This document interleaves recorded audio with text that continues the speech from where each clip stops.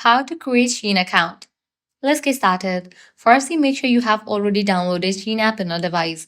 If not, you can head towards App Store or Play Store, search for the app SHEIN and then download it.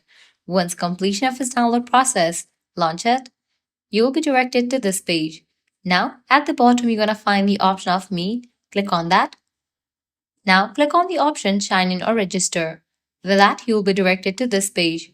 Click on this drop down and select your country. Now you can use Google account, Facebook ID or Apple ID to create your account, or else you can directly enter your phone number or email address to create your SHEIN account. I'm going to use my Apple ID. You can also use Google or Facebook instead. After you type in, you'll get this kind of pop-up registration success. Click on continue. Using your email and password, your account has been created. Now you can click on the settings icon. Click on the option manage your account. Now from here you can update your email address likewise phone number. Then you can head back.